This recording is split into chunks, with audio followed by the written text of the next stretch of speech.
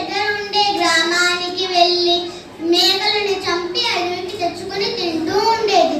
ఇదంతా చెట్టు పైన ఉండే కోతి కుతూహలంగా గమనిస్తూ ఉండేది. ఆ మాట తెలిసిన తోడేలు తన గురించి గొప్పలు చెప్పుకునేది.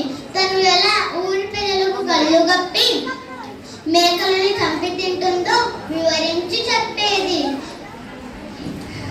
ఇదంతా విన్న కోతికి తోడేలు మేకల్ని ఎలా చంపి తింటుందో చూడాలనిపించేది. ఒకరోజు కోతి తోడేలుతో ఇలా అనింది, నువ్వు గ్రామానికి వెళ్ళేటప్పుడు నన్ను కూడా తీసుకువెళ్తావా? నీ పనితనం చూడాలనిపిస్తుంది అని అనింది. దానికి తోడేలు ఇలా అనింది, ఈరోజు రాత్రి నేను తీసుకువెళ్తాను, సిద్ధంగా ఉండు. తన ముచ్చట తీరబోతున్నందుకు కోతి చాలా మురిసిపోయింది. ఆ లోపల ఊరి పెద్దలు తమ మేకలు మాయమవడం గమనించారు. తమ మేకలు ఎలా మాయమవుతున్నాయో తెలుసుకోవడానికి కొందరు యువకులు మేకలకి కాపలా కాయసాగారు. ఆ విషయం తెలియని తోడేలు కోతితో పాటు ఆ గ్రామంలోకి ప్రవేశించింది. ఊరి పెద్దలకు తమ మేకలు ఎలా మాయమవుతుందో అర్థమైంది. వెంటనే తోడేలు పైన గెర్రతో దాడి చేశారు.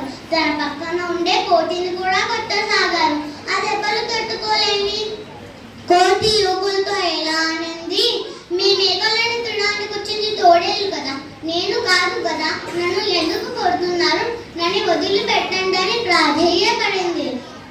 దానికి ఊరి పెద్దలు ఎలా అన్నారు, తోడేలుకి సహాయంగా వచ్చిన నేను ఎలా విడిచిపెడతాననుకున్నా అని ఇంకాస్త గట్టిగా కొట్టసాగారు. ఆ యువకులు తోడేలు వైపు తిరగగానే కోతి అక్కడ నుంచి మెల్లగా బతుకు జీవుడా అనుకుంటూ అడవికి చేరుకునింది.